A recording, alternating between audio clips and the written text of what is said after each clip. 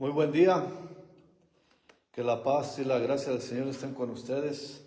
Bienvenidos al estudio bíblico del domingo. Somos Capilla Calvario, Iglesia El Camino. Soy el pastor Cristóbal García, dándole la bienvenida como siempre a los que nos acompañan en este domingo, por cierto que es domingo de comunión, es el primer domingo del mes. Así que sean bienvenidos y como siempre les digo tengan primero sus Biblias con ustedes para que nos acompañen. Vamos a estudiar el capítulo 3 del libro de los Hechos. Ya terminamos el capítulo 2. Ahora vamos a estudiar los primeros 10 versículos del capítulo 3. Así que mientras buscan en sus Biblias, dos cosas que les quiero decir. Primero, agradecerles nuevamente y después decirles que hoy es domingo de comunión y que si ustedes por alguna razón no van a la iglesia por enfermedad, por indisposición o cualquier situación que sea, pueden arrimarse con ustedes un vasito de jugo, un pedacito de galleta, de pan, y acompañarnos al final del estudio. Tendremos nuestra comunión como lo mandó el Señor. Así que vamos a tomar la comunión después del estudio. También les quiero avisar, como siempre les aviso, que estamos en YouTube. En un par de horas este mismo estudio, lo mismo que están viendo en este video, estará disponible en unas horas en YouTube para que nos apoyen de esa manera y nos compartan. Si les gusta lo que hacemos, compártanlo con familiares y amigos y para que más gente sepa de nosotros. Estamos localizados en Pajacuarán, Michoacán. Estamos aquí en esta área de Michoacán.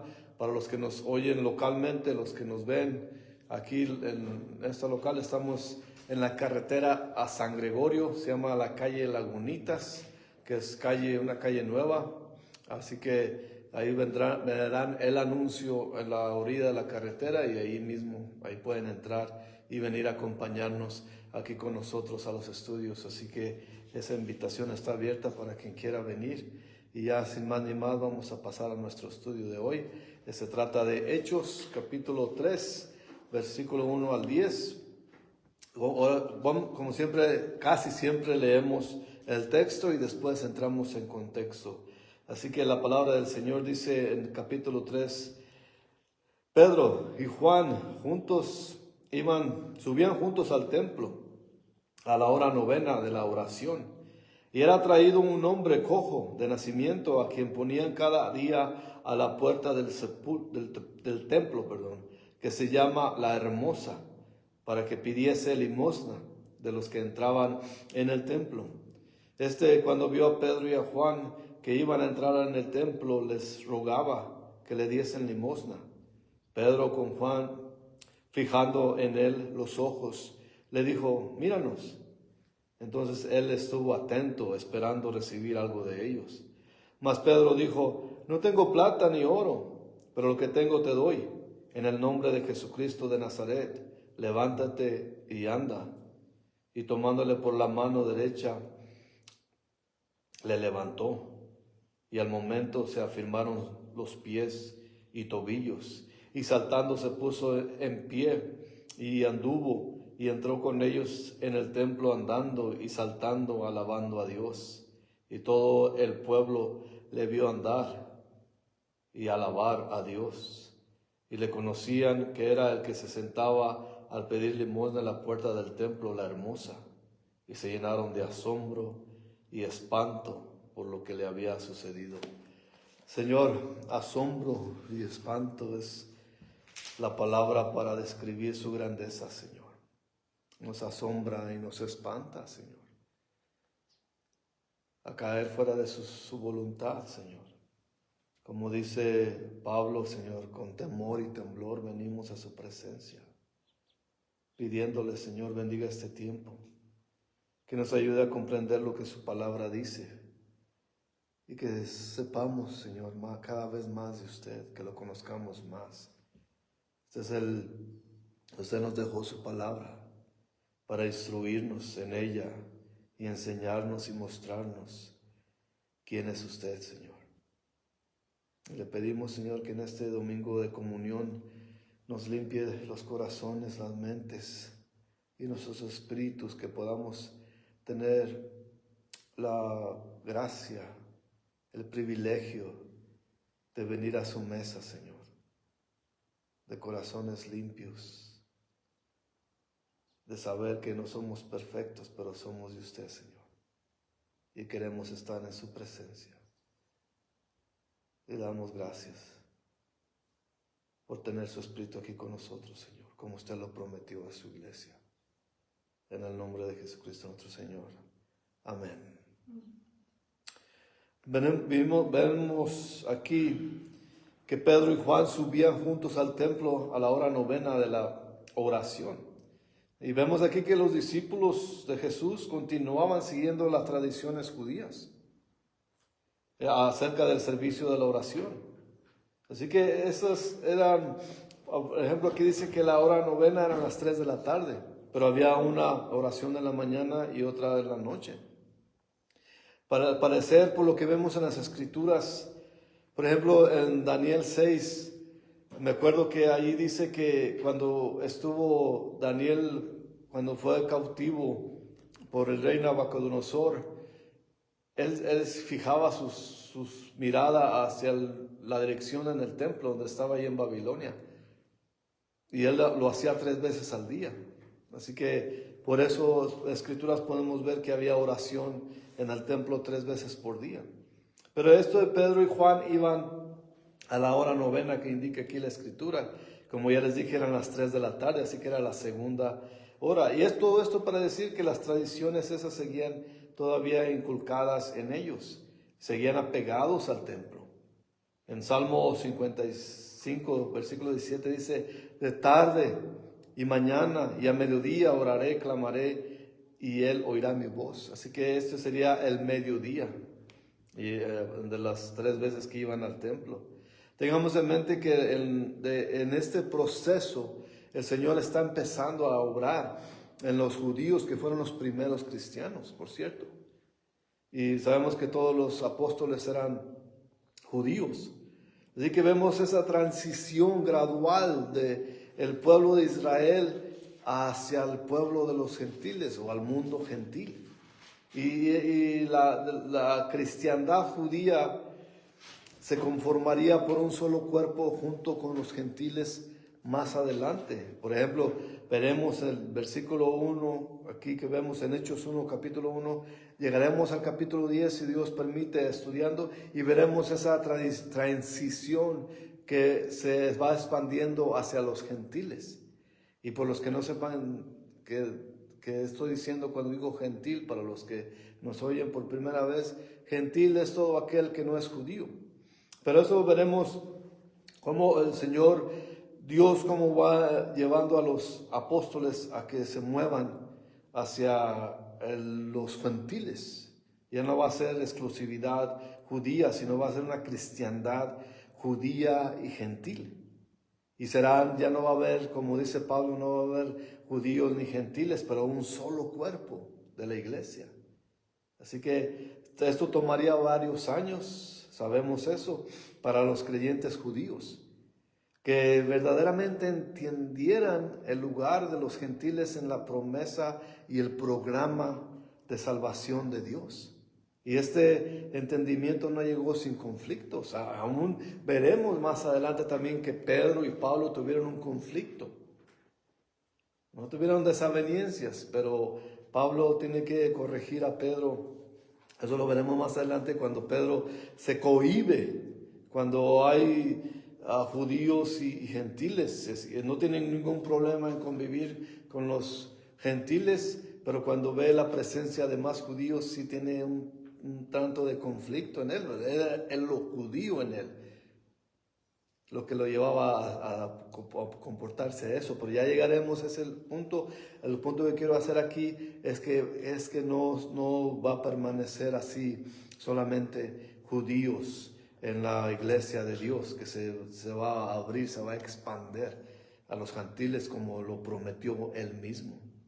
Y ya viendo esto, vemos que en el capítulo 2 y 3 nos habla de que y era traído un hombre cojo de nacimiento, a quien ponían cada día en la puerta del templo, que se llama La Hermosa, para que pidiese limosna de los que entraban en el templo. Cuando vio a Pedro y a Juan que iban a entrar en el templo, les rogaba que le diesen limosna. Entonces era el propósito de estar ahí. La iglesia, el lugar que lo ponían a este hombre cojo era estratégico. La puerta llamada Hermosa daba a la entrada a la corte de las mujeres. Bueno, el templo se conformaba por cortes, lo que nosotros llamamos patios o pasillos o portales. Era así más o menos el templo. Y en ese preciso entrada de la Hermosa era la entrada a la corte de las mujeres, que estaba la corte de las mujeres y luego de los gentiles, porque también los gentiles podían ir a orar al templo, pero no se juntaban en ese tiempo con los judíos, así que era una aparte. O sea, las mujeres están en su propio corte, los gentiles y los judíos, así que vemos de esa manera cómo estaba dividido. Y como les dije, ese lugar era privilegiado, es para los mendigos, para los que pedían limosna, porque ese era un buen lugar donde lo ponían. Era un lugar ideal para que este hombre pidiese limosna, porque podemos imaginar toda la gente, quizás miles de gente, se iban hacia el templo y muchos tenían que usar esa entrada, porque había más entradas, pero ahí habían otros, me imagino que había otros pidiendo limosna aparte de este hombre. Bueno, la situación es que sería muy difícil. La gente va muy devota a orar y se encuentra con este hombre pidiendo limosnas, van al templo a orar a Dios, están en la presencia de Dios, y les resultaría difícil ignorar a este hombre pidiendo limosnas. Y aún más después de orar, al salir, aquellos que pudieron hallar en su conciencia ignorar a este hombre pidiendo limosna, seguramente al salir iban a salir con más convicción y sentirse más culpables si no ayudaban a este hombre. Así que por eso era estrategia de los que pedían limosnas. No podían ignorarlo tan fácilmente. Ni al entrar quizá, pero al salir yo creo que sería un poco más difícil que al entrar. Después de todo, habían estado con Dios. Y eso los haría culpables al no ayudar, porque la misma escritura nos dice en Santiago que el que puede ayudar y no ayuda es pecado. Así que eso era precisamente lo que podemos ver aquí. La gente no puede ignorarlo al entrar, pero no al salir tan fácilmente, de darle una ayuda a los que estaban esperando, pidiéndoles apoyo. Y por eso es que es muy hoy en día seguimos viendo esto en este lado oeste del mundo, donde hay gente que precisamente busca las iglesias para sentarse y pedir limosna. Así que, pero hoy en día la gente es más dura, resiste dar a los que no tienen. Así que eso ha crecido el endurecimiento del corazón, pero eso es otro tema. El punto que quiero hacer es que estaba ahí muy estratégicamente. Pero vemos aquí el versículo 4 y 5, continuando aquí con nuestro estudio, dice que Pedro y Juan, fijando en él los ojos, le dijo, míranos. Entonces él estuvo atento, esperando recibir de ellos. No puedo evitar, esto es solamente mí, no es de la escritura, pero no puedo evitar que este hombre en su mente se puso a hacer molinillo con sus manos, diciendo, se va a poner bueno. No sabía qué tan bueno se iba a poder poner, pero seguramente ellos tienen algo para darme. Se va a poner bueno porque dicen, mírame, porque quizás muchos entraban y le daban lo que le iban a dar y continuaban su camino, muchas veces sin mirarlo quizás. Pero estos le dijeron, míranos, era especial, algo especial estaba a punto de pasar. Y ellos, me van a dar una buena lana, me va a ir bien con estos dos. No sabía tan bien que le iba a ir. Así que es muy interesante el contraste que vemos aquí primeramente. Si se acuerdan los que están con nosotros desde que empezamos este libro, el capítulo 2 y el capítulo 3, muy diferentes el uno del otro. El capítulo 2 se trata de Pedro, el predicador de las multitudes, donde miles fueron salvos. Y aquí el Señor, Dios está usando a Pedro y a Juan en una circunstancia totalmente diferente. Porque una sola persona, un solo hombre pobre será bendecido. Así que los eventos no podían ser tan diferentes del capítulo 2 al capítulo 3. Y eso vemos aquí como el Señor obra. Vimos en el capítulo 2 una gran multitud. Se imaginan solamente 3,000 hombres, aparte de sus familias, que recibieron al Señor como su Salvador. Y aquí vemos que Pedro está siendo usado para uno solo, una sola persona. Y así trabaja el Señor. A veces no podemos nosotros, los hombres, sobre todo los pastores de hoy en día, buscan multitudes. Quieren miles de gentes. Ellos desean ser mega iglesias, porque eso es como se le llaman hoy en día.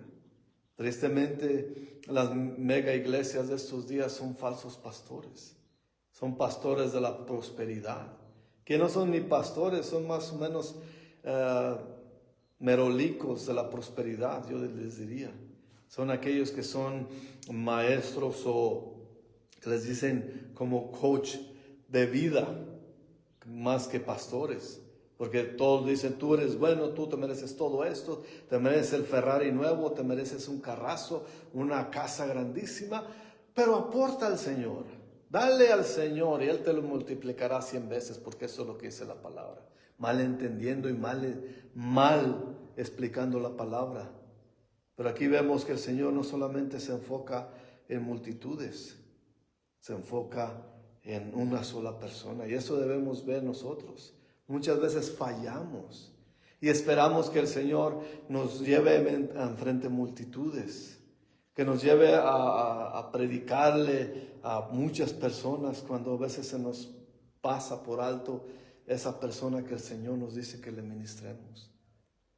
Y a mi parecer eso es lo más bonito, porque explicando la palabra o predicando la palabra a una sola persona tienes el enfoque, como ellos dijeron a este hombre, mírame, míranos. También nosotros podemos decir a una sola persona, mírame, mira lo que te voy a decir, este es Jesucristo. Este es el Señor y el Salvador. Este es aquel que fue capaz de ir a la cruz por ti, por tus pecados, para darte la vida eterna. Es contrastante como vemos hoy el mundo. Por ejemplo, aquí en México, cómo la gente celebra la muerte. Pero nosotros celebramos la vida en Cristo. Que Él murió, pero no se quedó muerto, resucitó. Y por eso, por Él tiene vida, nosotros también tenemos vida y vida eterna. Así que, pero esos son los contrastes que podemos ver en el mundo, y para aplicar este contraste entre Pedro y ahora el mendigo cojo que está ahí, vemos el contraste de cómo el Señor se mueve entre su gente, y la gente tiene que estar dispuesta. Sin duda, Pedro y Juan sintieron algo al ver a este hombre, y eso podemos ver que el Espíritu Santo está totalmente en operación, obrando. Así que este predicador de multitudes ahora es predicador para una sola persona, y así debe ser. Esa es una ilustración magnífica de la gracia de Dios. Así como muestra el Señor, como la transición, y como también es cierto lo que el último versículo que vimos en el capítulo 2 fue el versículo 47, donde dice que el Señor aumentaba o añadía a su iglesia diariamente. Y aquí vemos que ese día el Señor añadió a una sola persona. Antes añadió 3,000 en un solo día. Y en esta situación añade a una persona más a su familia, a la iglesia. Y vemos que el Espíritu Santo no se menciona en este capítulo, no lo vamos a ver mencionado, pero como les dije hace un momento, ciertamente está obrando por medio de los apóstoles, desarrollando el ministerio de glorificar a Jesucristo. Porque Jesús dijo en Juan 16, versículo 14, Él me glorificará porque tomará de lo mío y os lo hará saber. Entonces, como Pedro y Juan, el Espíritu Santo les hizo saber que ese era el hombre que el Señor iba a tocar en ese día. Pedro y Juan siempre los vimos juntos en las Escrituras, porque eran casi siempre juntos, porque primero eran compañeros en el negocio de la pesca antes, porque vemos en Lucas 5, versículo 10, dice, asimismo de Jacobo y Juan, hijos de Zebedeo, que eran compañeros de Simón, compañeros en la pesca.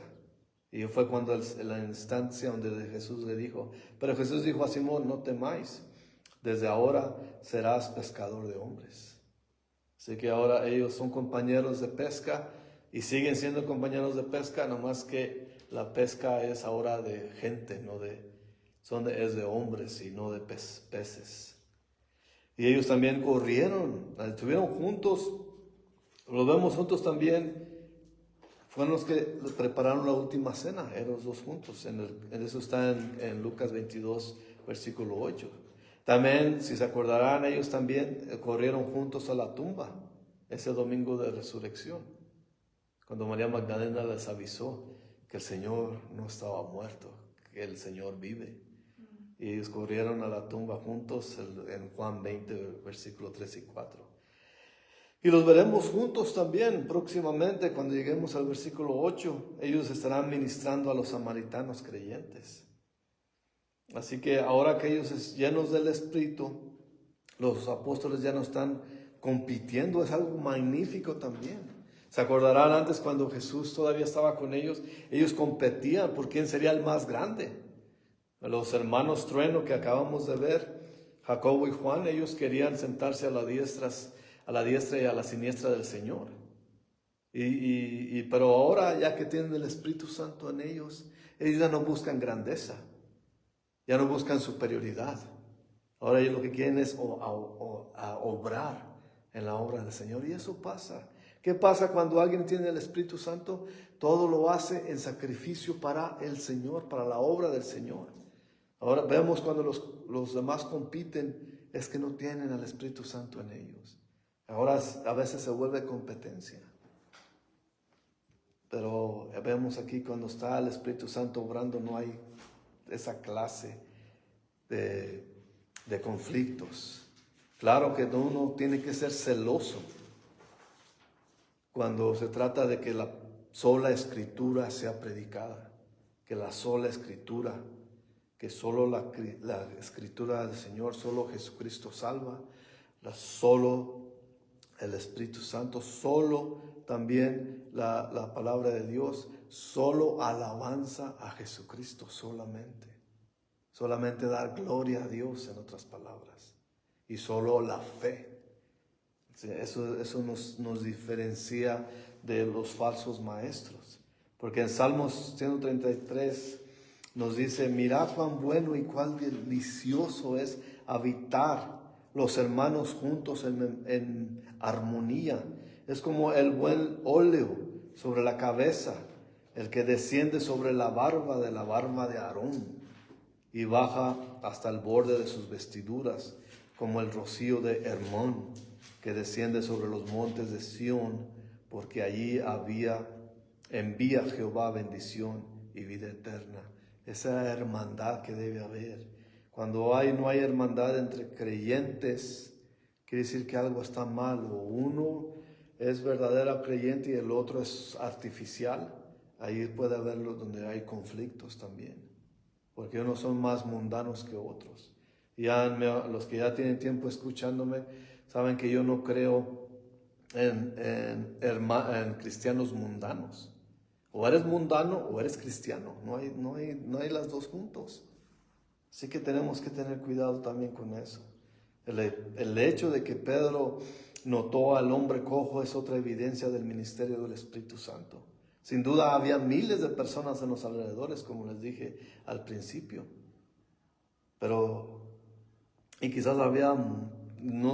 Seguramente había muchos también limosneros en las entradas, diferentes entradas del templo. Pero el Señor le dijo a Pedro que sanara a esa sola persona que está a la puerta de la hermosa. Y aparentemente, como vimos, era muy importante que el cojo los mirara con atención. Y como les dije hace ratito, quizás el hombre estaba frotando las manos porque pensaba que iba a recibir algo grande, pero no tenía ni idea qué tan grande bendición iba a recibir. Él pensaba en algo material, pero era algo espiritual y algo más, mucho más que dinero que iba a recibir. Iba a recibir la bendición y la sanación. Vemos el versículo 6 aquí de Hechos 3. Mas Pedro dijo: no tengo plata ni oro, pero lo que tengo te doy. En el nombre de Jesucristo de Nazaret, levántate y anda. El apóstol inmediatamente indicó que ellos no se representaban ellos mismos en lo que estaba a punto de hacer, pero era en el nombre de Jesucristo. Y es por su nombre quien el cojo recibiría el milagro de sanación de parte de Dios. Hay que notar que la frase en el nombre de Jesús no es una fórmula mágica, como muchos piensan, que se usa para dar afirmación o garantía para una oración.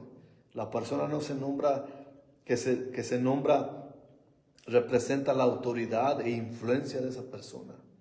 El poder en el nombre de Jesús viene de lo que va a hacer el Espíritu Santo. También notemos que ni Pedro ni Juan pusieron manos sobre este hombre. Y oraron a Dios para que se sanase. No hubo ni oración, no hubo por el movimiento del Espíritu Santo que les indicó: díganle a este hombre que se levante, y lo hicieron. Más bien, como apóstoles con el poder de Dios para hacer señales y prodigios. Por eso, como vimos antes, el Señor hacía señales y prodigios por medio de los apóstoles para confirmar que el Espíritu Santo estaba con ellos. Simplemente le dijeron, no lo tocaron, bueno, lo van a tocar después, pero para ayudarlo a levantarse. Pero no lo tocaron orando por él, ni gritando cosas, ni nada por el estilo, como vemos hoy en día los circos que hacen. Sobre todo hay muchos videos donde la gente se burla de estos falsos maestros, que hay unos que hasta escupen a la gente para según sanarlos. Hay unos que los avientan, otros que los hacen retorcerse en el suelo. Eso no es bíblico. Esos son circos que ponen para engañar a la gente. Es verdad, aquí vemos la verdad de la obra del Espíritu Santo, que no hubo ningún circo, ningunos gritos, nada, una interacción del hombre cojo con los apóstoles solamente. Y ahí vemos que solamente clamaron en el nombre de Jesús que fuera sanado. Solamente, no hubo gritos, no hubo nada, no hubo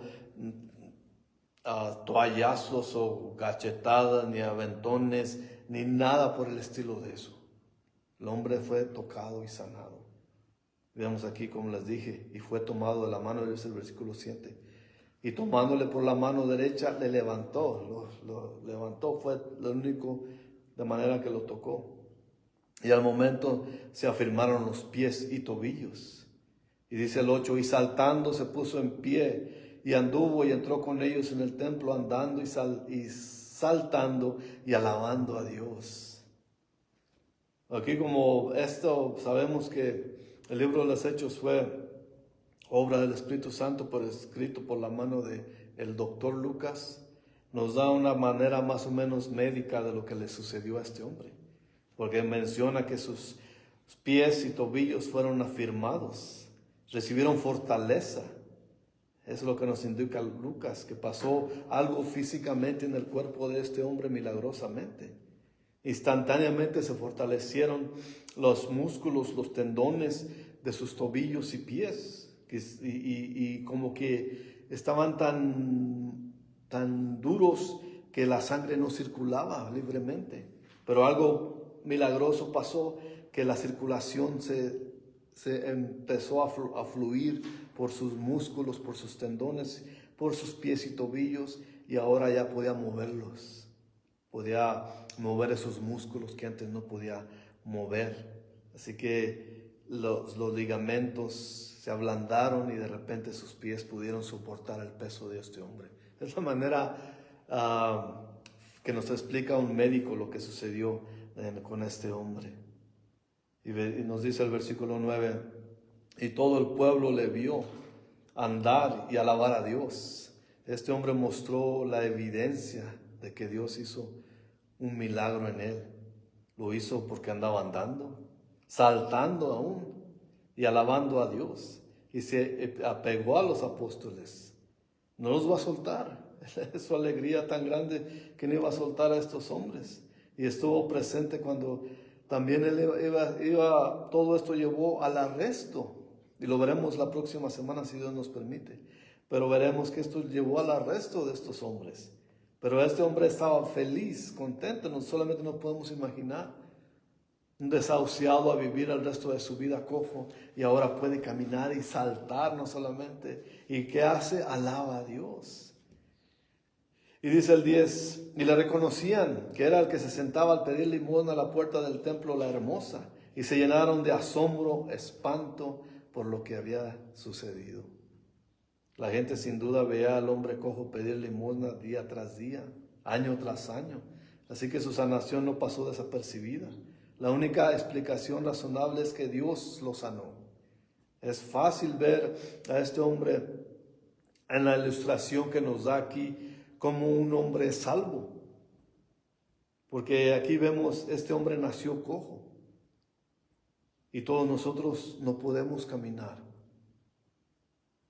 agradando a Dios, claro. Estoy hablando en sentido figurado. Nuestro caminar no alaba a Dios, no agrada a Dios antes que vengamos a Jesús.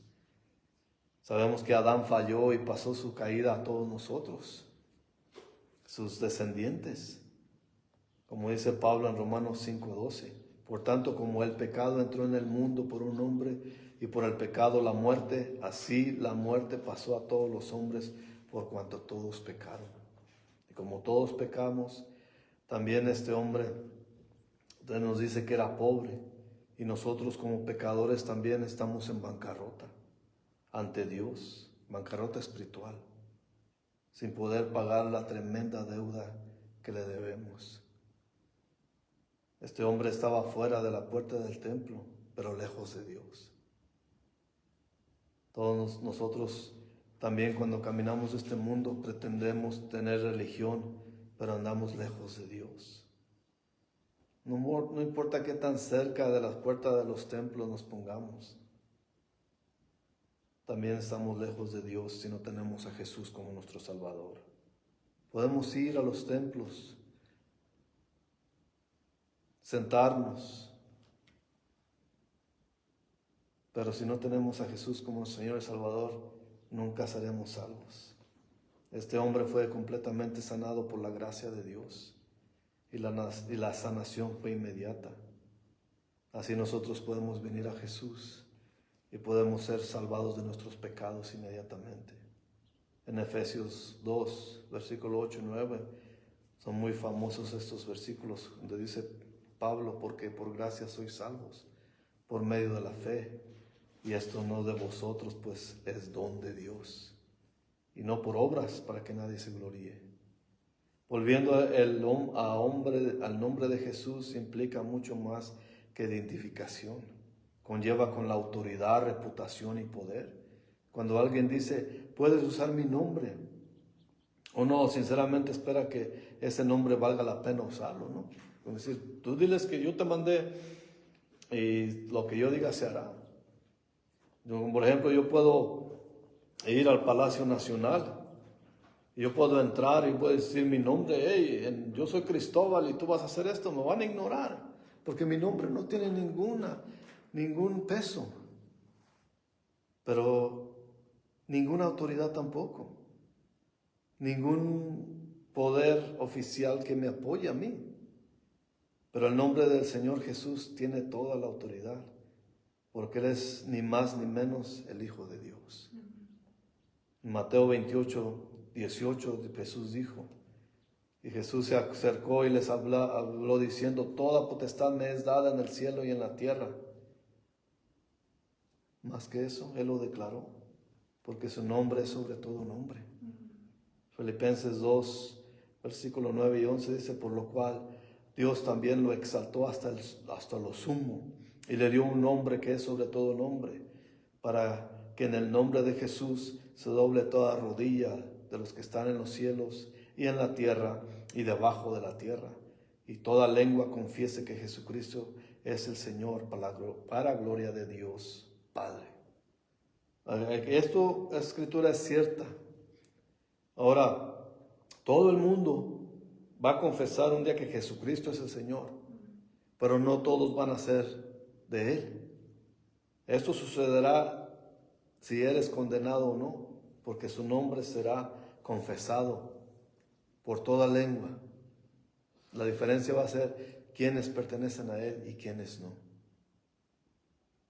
Porque Él merece toda nuestra alabanza y obediencia. La principal preocupación que vemos aquí de los primeros miembros de la iglesia temprana fue que el nombre de Jesucristo, el Hijo de Dios, fuera glorificado. Y todos nosotros creyentes de este tiempo debemos tener la misma preocupación. Siempre Jesucristo es el Señor. Todo apunta a Cristo. Todo el Viejo Testamento apunta a Jesús. Y si no creemos en la palabra de Dios, no puedo decir nada. Porque a esto nos basamos, en las solas Escrituras. Así que mientras nos preparamos para tomar la cena del Señor, tener la comunión, vamos a meditar en esto. Vamos a orar primero.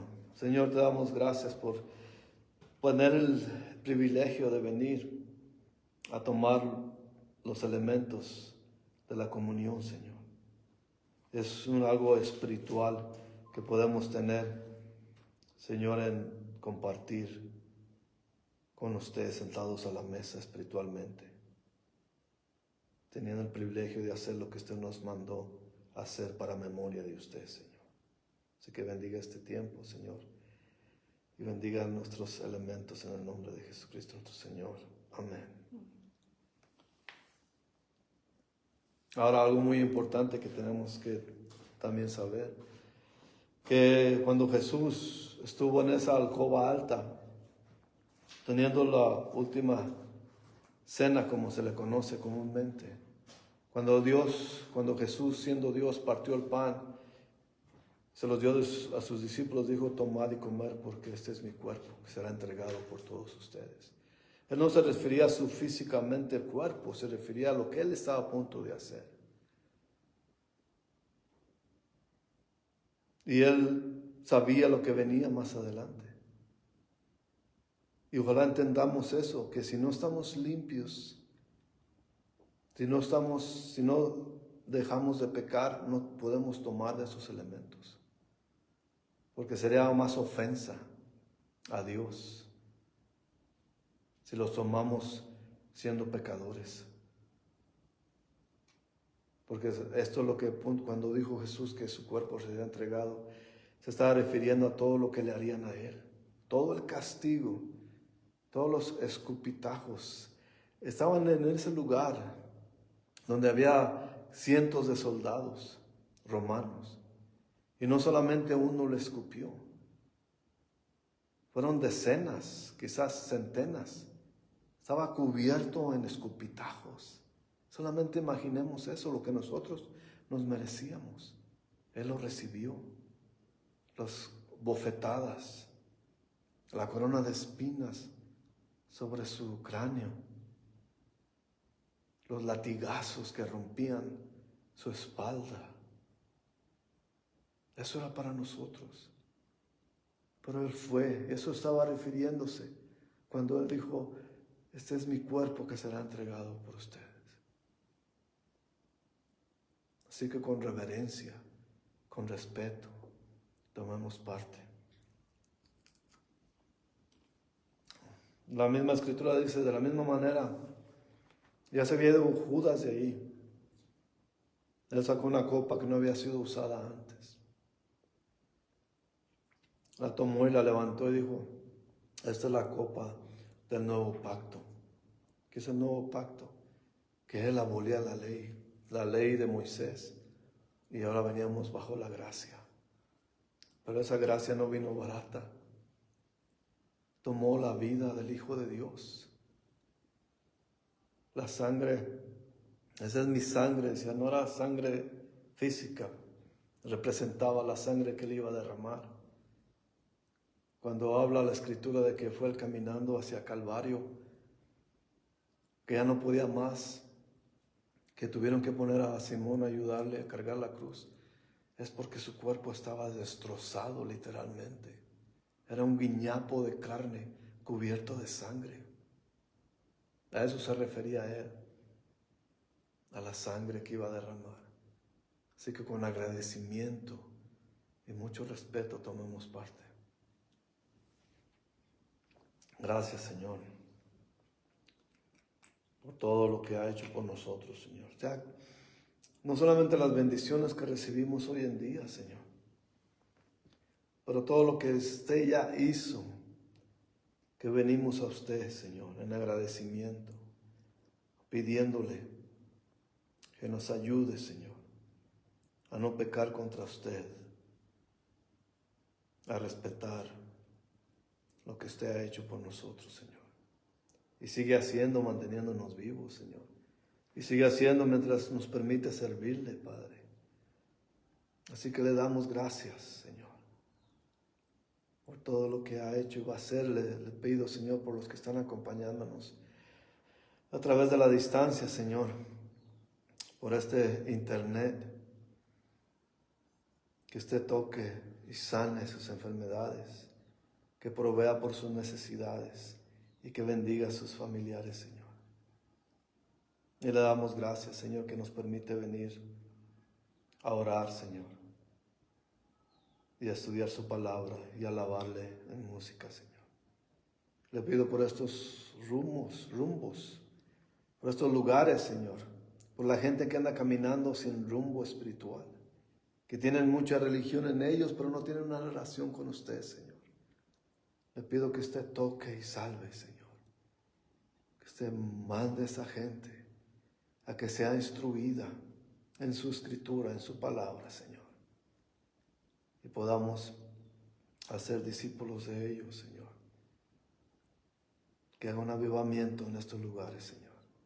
Hace 500 años, Señor, hubo una reforma también. Usted mandó hombres valientes a reformar la iglesia. Y nosotros sentimos, Señor, que hace falta otra reforma, Señor. Los pastores se van alejando de sus escrituras, de su palabra, Señor. Hace falta otra reforma, Señor. Bendíganos y ayúdenos, Señor, a no claudicar, a no fallar, a seguir predicando la palabra, Señor. Es mejor ofender